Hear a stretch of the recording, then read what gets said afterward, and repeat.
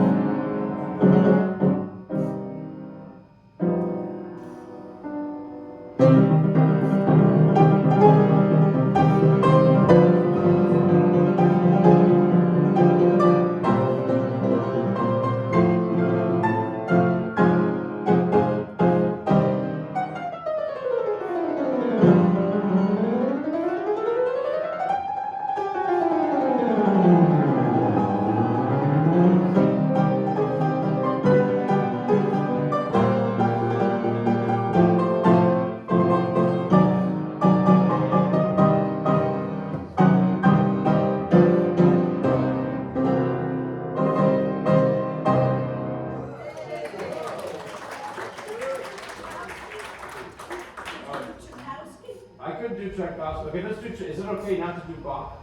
Yes. Okay, Bach is hard. So okay, I'll do one more. I'll do Happy Birthday in the style of Tchaikovsky, which I'm not going to change. I'm not going to do anything too crazy. I'm just going to imitate, the first piano concerto. I'm going to pretty much do that with, so.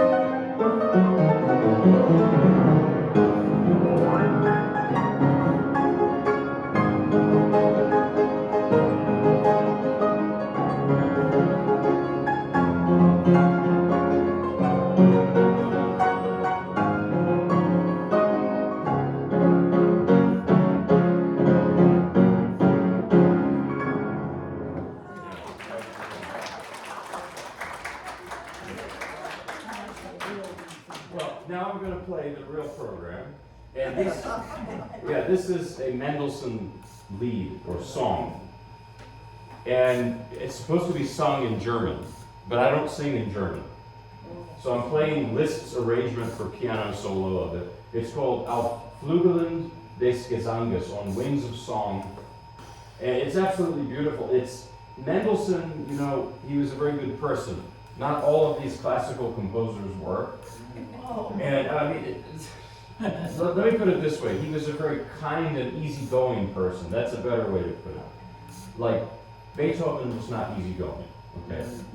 Mendelssohn was a big child prodigy. From an early age, he was writing these masterpieces. It was, And another thing interesting about Mendelssohn, he came from a prominent Jewish family in Hamburg. And his grandfather, Moses Mendelssohn, was a philosopher and a scholar of the Torah.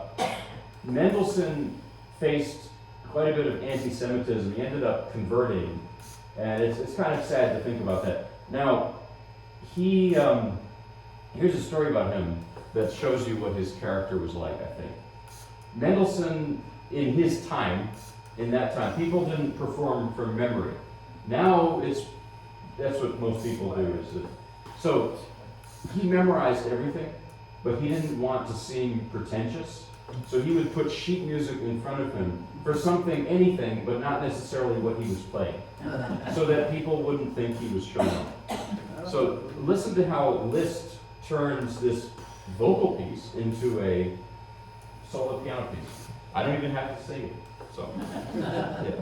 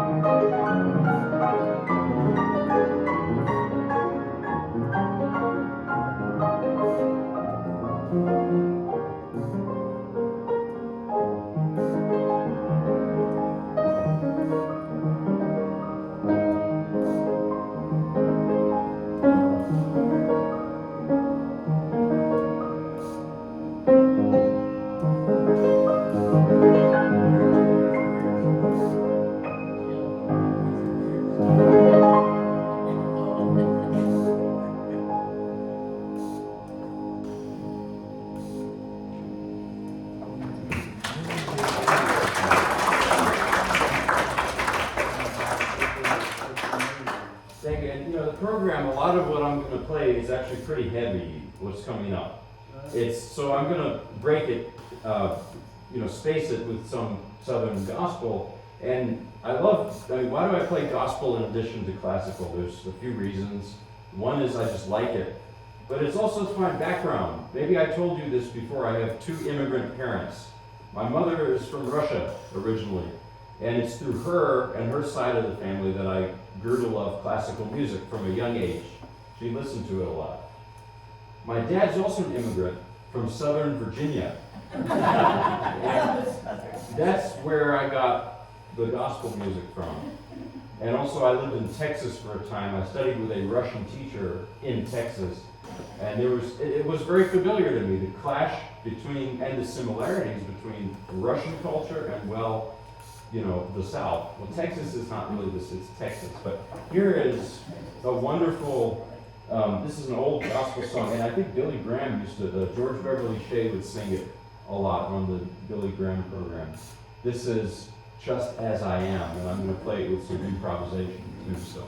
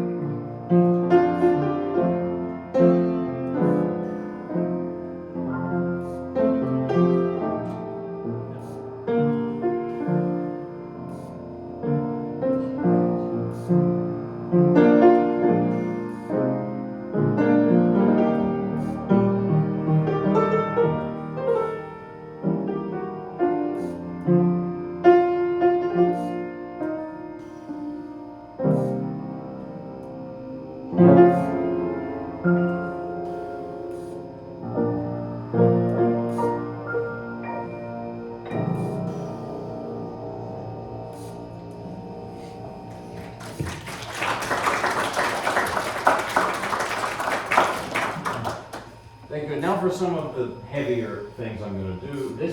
I'm going to do two studies by Robert Schumann. And these are early pieces of his. They're arrangements of Paganini caprices for solo violin. So Paganini was this wild man. He lived partially in the 18th century into the 19th century. He was like a rock star.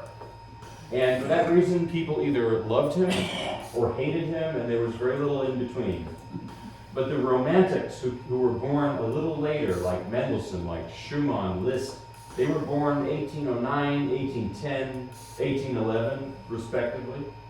They idolized Paganini because they wanted to be like him. They wanted to have that freedom of expression and that exuberance that he had. And so one of the first things that Schumann did was arrange Paganini for the piano.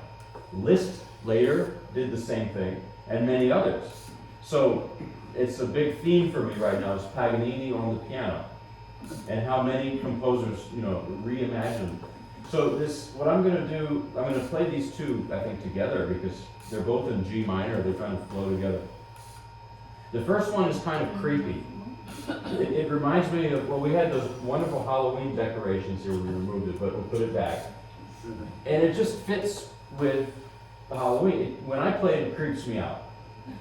But I'm not really joking, because this was a time period when horror and the grotesque and the neo-Gothic was very popular. Mary Shelley wrote Frankenstein in like 1811 or 1812, so it's right around this time that there was this interest and this fascination with those subjects. So you hear that in this, and I'm going to show you something interesting, because arranging, which I played Mendelssohn arranged by Liszt, and this is Paganini arranged by Schumann. Arranging is like translating. It depends on the translator, what you're going to hear, just as much as the original text. So here's how Liszt arranges the same Paganini caprice.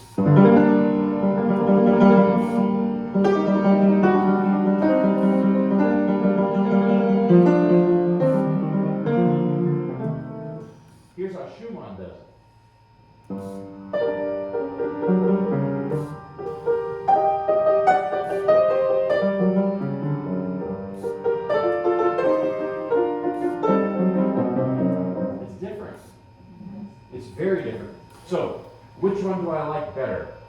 You know, it reminds me, well, I don't, because it's like the question people ask me every Thanksgiving around here, maybe you get it. What do you like better, pumpkin pie or sweet potato pie? Why do I have to choose? This happens to me every year, and I'm always put on this button, you have to choose. But I would like a big piece of each, thank you very much. But I might be alone in that. And that's how I feel about different versions of different pieces too, in music.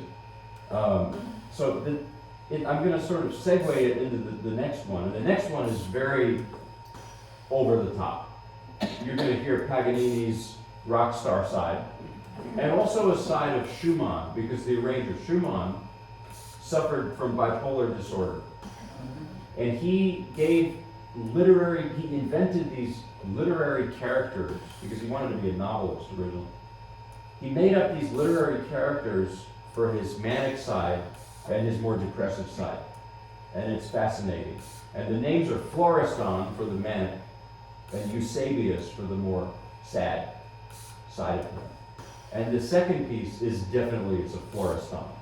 I remember my grandmother, who loved music very much. I played some Schumann for her, and she said, he's all over the place. And it's true. So here is, but it's wonderful. It's very inspired, but there's that little bit of something, not always very healthy in Schumann. I have a friend who said to me recently, don't you feel when you play a lot of Schumann, does it start to rub off on you a little? I said, yeah. So here are the two studies of Schumann, or they're really arrangements of Paganini.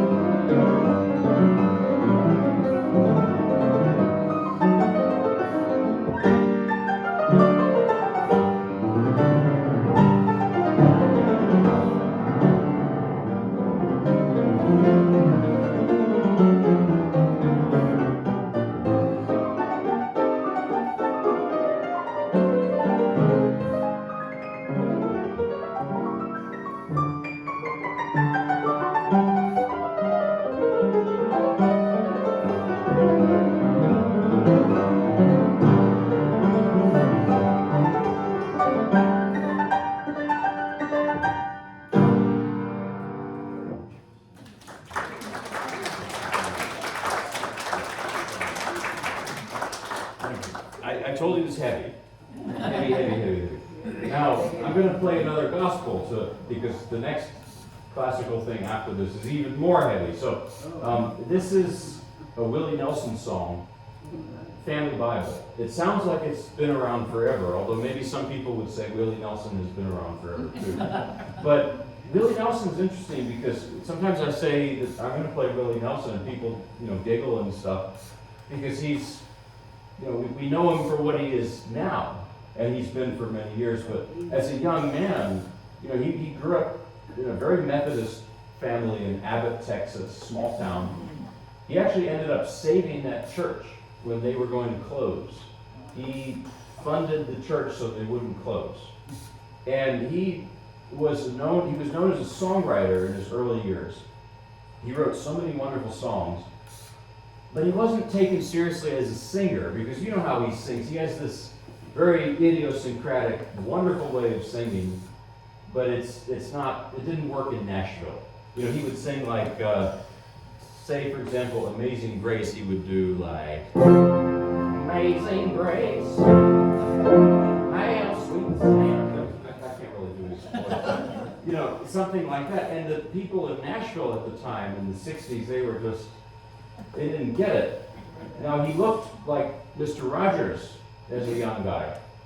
And then he got so kind of fed up that his performing wasn't taken seriously. So he sort of retired back to Texas, to Austin, Texas, and he started playing in some small bars, and people in Texas really liked his style of singing. And the rest is history. But this is one of his early songs, a gospel song, Family Bible. Here it is.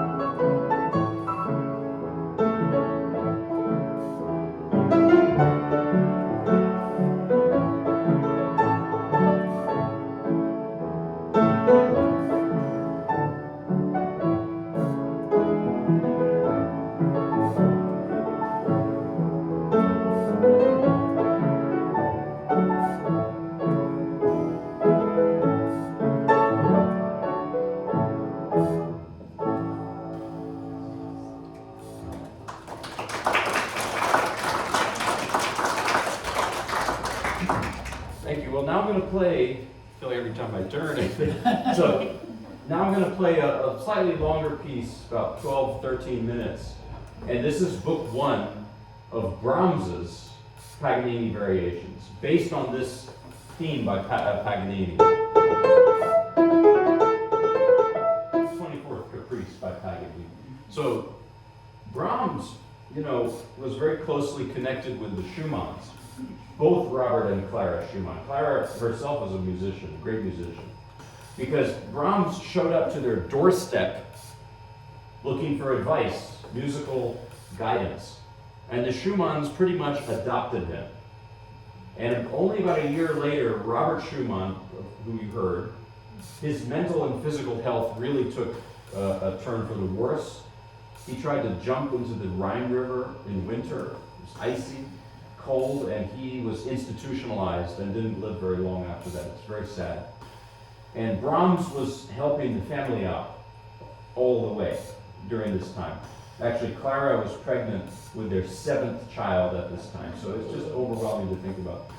Now, there is a bit of a rumor, with maybe a grain of truth, that there was a romantic thing between the young Brahms and Clara Schumann, 20 years older than him. Rumor in the sense, I read what a historian said. There was a movie in the 40s about this, with Katharine Hepburn playing Clara Schumann. And in the movie, of course, because it's a movie and it's Hollywood, there was a big romantic triangle or whatever. One historian I read said, most probably not, because the lives, this is a quote I like, the lives of the great composers are generally speaking a lot more boring than we might think. You heard about Mozart and Salieri. You ever seen that movie, Amadeus? It's a great movie. Oh, yeah. Great movie. The plot is nonsense. It never happened. Oh, no. I know. It doesn't make it any less great of a movie. But the reality is, Mozart and Salieri hardly knew each other. If anything, they respected each other. And when I found this out, I felt very bad for Salieri, because he's turned into this villain who's a bad composer. Not true. He's a great composer. Go to YouTube, listen to his music. He's wonderful. So, but back to Brahms, it's kind of similar with the romantic thing. And I'm not People magazine, so I don't need to speculate any further. But I just needed to address it because it's important. It's an important part of the story. So Brahms did these in 1862, 1863. He was about 30 years old when he wrote this. And these were pieces, they're 2 books. I'm just going to do book 1 here today. He wrote them as finger exercises. I just call them finger torture. They're very difficult, and I got this pain in this finger. It's actually come back a little bit. I have to be careful, but I had to go to the orthopedist over the summer, and he said, "What's causing you the pain?" I said, "Brahms." But Brahms is a paradox. You're going to hear it. On the one hand, he's a very serious Germanic composer in the tradition of Beethoven. He was from Hamburg, a city in the far north of Germany that's not known for people wearing their hearts on their sleeves, to say it as an understatement. Brahms is from there. So there's this seriousness, but there's also a playfulness. I think every note he wrote is both serious and whimsical at the same time, because he also made friends with lots of Hungarian gypsies when he lived in Vienna, musicians. And why would Brahms write this? That's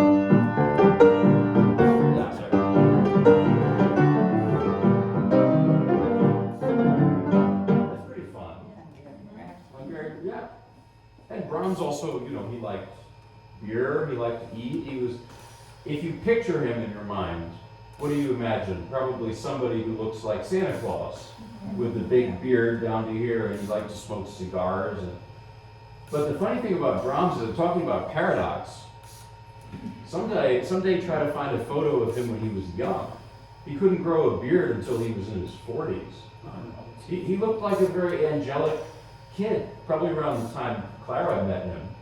So that's just a big change. I was driving through South Carolina over the summer, and I saw a guy at a rest area on a Harley Davidson. He looked just like Brahms. He had that beard, And I said to my wife, I'm gonna go tell him, and she grabbed me and said, you might not get the reaction you want. You're expecting. So here's the first book. Now, most of this piece is pretty fiery, but listen to the quiet parts. The quiet parts, they have a special beauty to them. Maybe it's unrequited feelings for Clara, or I don't know what, but there's a loneliness and a beauty there. You know, Brahms was kind of a loner most of his life. His strongest friendship was with Clara. They would write these letters to each other, but he was kind of a loner. And the quiet parts of this have that feeling to me. So here it is. It's not necessarily easy listening, but it's worth it, I think. So this will be our main course today. Take your chance.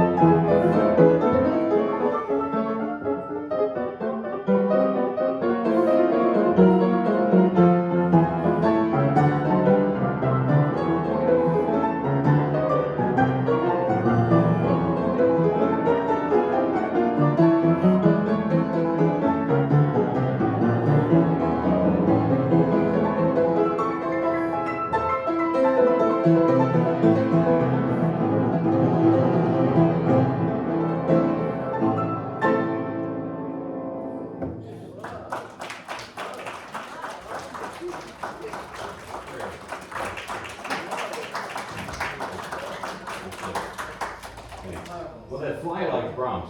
So, oh, there it is. Yeah. So, now I'm going to play a very short piece, an excerpt from Rachmaninoff's Paganini Rhapsody.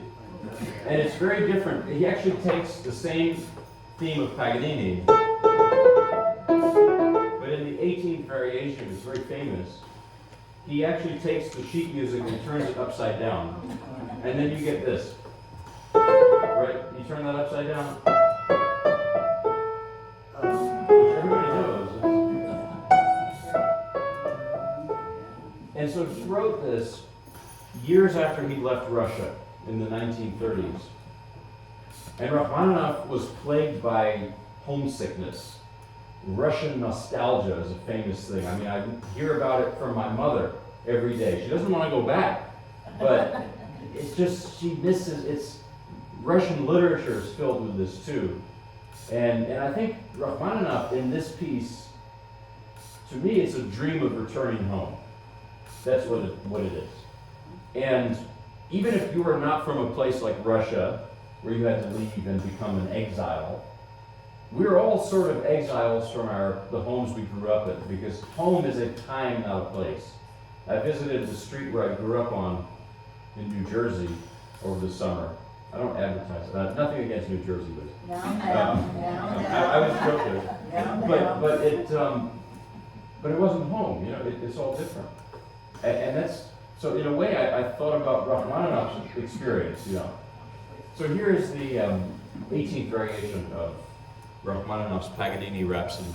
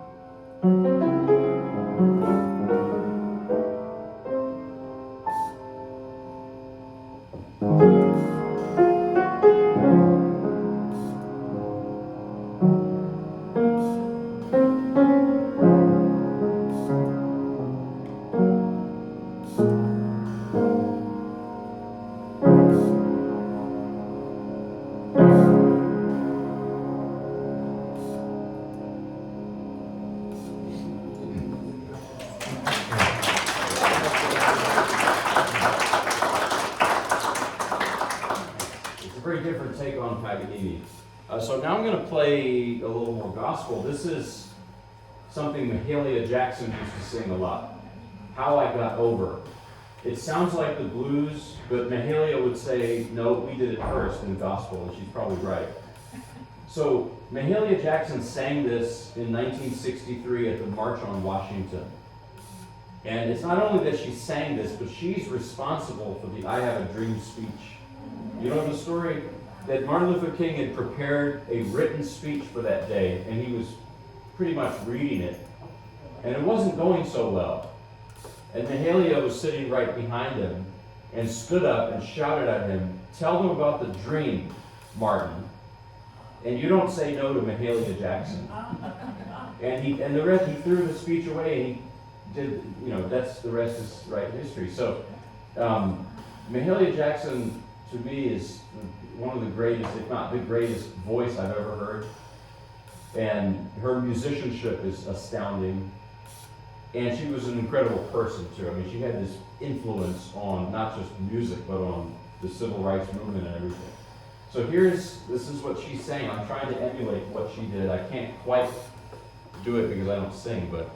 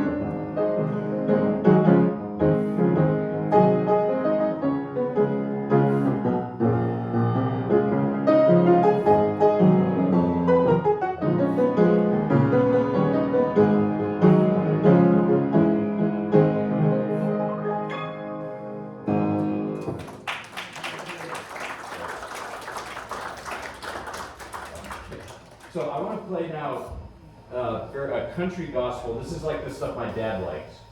And it's an old gospel song called "Lord, Build Me a Cabin in the Corner of Glory Land." That's a very long title. So Hank Williams Sr. sang this incredibly. And I have a story about Hank Williams. You all know Hank Williams Sr., right? He's great. So I told you I'm from New Jersey. I have 2 immigrant parents, a Russian mom and a Virginia dad.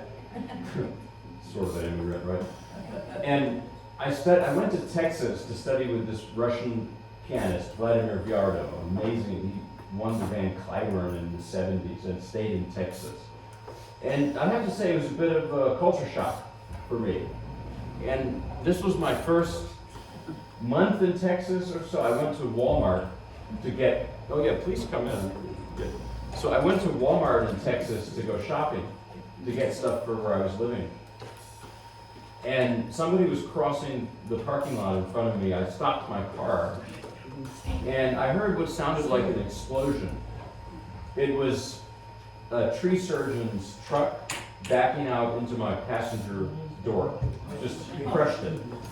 So I got out of the car, and the guy driving it, he looked like Larry the Cable Guy. I don't know if you've seen it. Yeah. And I was pretty upset. I said, "What?" And he said, "Sir, I wasn't even looking out the window, and the rear view." And I was still upset. He said, "I'm not trying to weasel myself out of this. I messed up, and I messed up bad." But he didn't say messed up. So now, it gets better because his boss came, and his boss was wearing a 10-gallon hat, Stetson hat, and he had his two assistants behind him. It looked like a scene out of a Clint Eastwood Western. And he comes up, he leans against my car, and he stares at me. He says, "Sir, are you in the medical profession?" And my dad later said he thought probably the only person that I resembled that he knew was a doctor that he'd gone to maybe. So I said, "No, I'm a musician. I play classical piano." And he looked at me like I was from Mars. So I thought fast, and I said, "I like Hank Williams." And he looks at me, he said, "Junior or senior?" And I said, "Senior." And he puts his arm around me, he says, "You're all right. We're going to take care of your car." And he said to the Larry the Cable Guy, he said, "Go into Walmart, get this guy a gift for his sufferings." He gave me a gift. It was a tin of cherry-flavored chewing tobacco. So, yeah, this was my introduction to Texas. Okay, so I'm going to close with this short, it's pretty short, but the title's long. "Lord, build me a cabin in the corner of Glory Land." Hank Williams Sr. sang it, so here it is.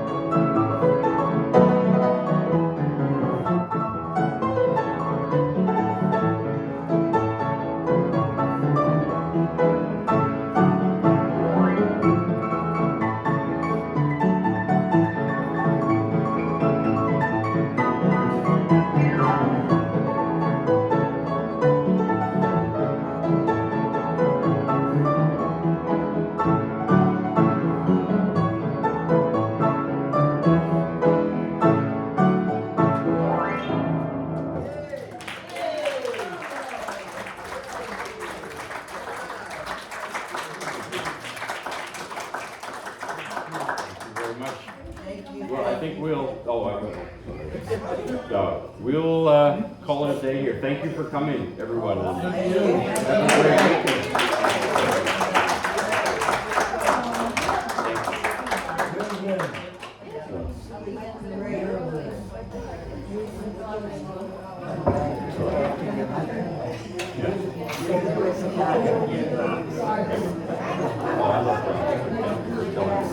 Brahms is not always the easiest to warm up to, but once you do.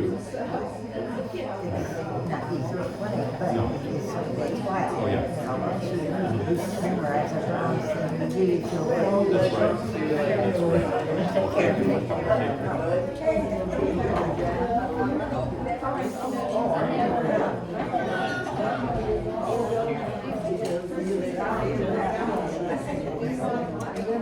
Thanks for coming.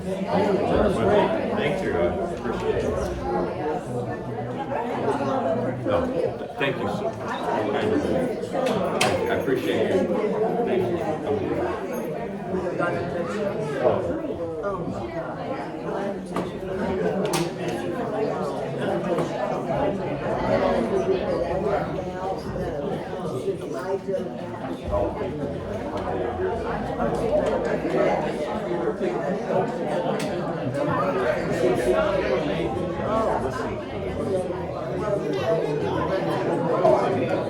Now I think that's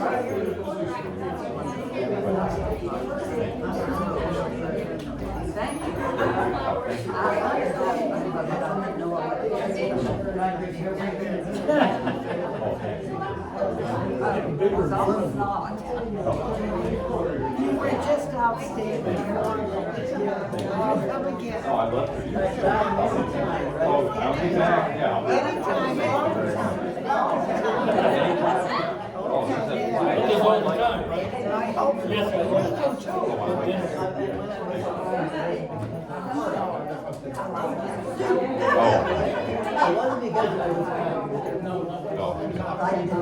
thank you. Thank you. Oh, yeah.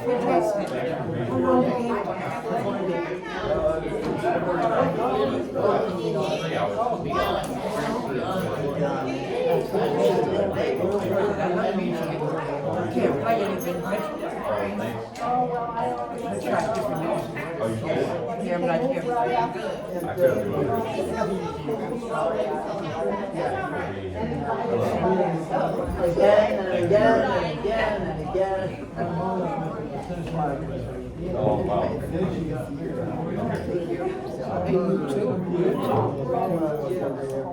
I don't see people as much as I used to. I wish you were still living Oh, in well. your apartment. No. That's Robert Buxton. She I put stuff online. But you know I think about you. Stay in touch. I think Go on maybe we YouTube. were all I can do this, but I We can- are I'll come one to way see or you. another ways that we're all meeting. Take good care.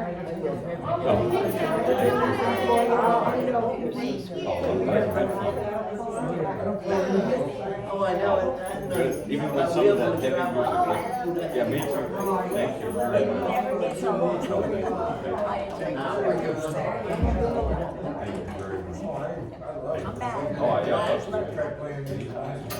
Remind me of a story. Cruise Okay. with musicians. So they were from Something. That's one. Oh, something. Yeah, right. Pretty much the Where same. in New Jersey were you from? Bergen County. Oh, you were, okay. He was one. Yeah. Yes, he was. Yeah. Again. Oh, thank you very much. Thank you. It's a pleasure to be here. Big pleasure to be here. I saw you over there. Yes. I see you on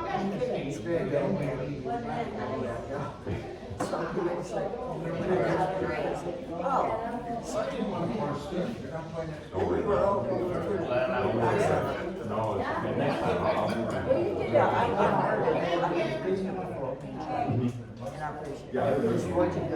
Oh, thank you. Do appreciate it. It's nice of you to take time to help old people. It makes us It's smile. my pleasure. It's really my pleasure. Thank you. Thank you. Have a great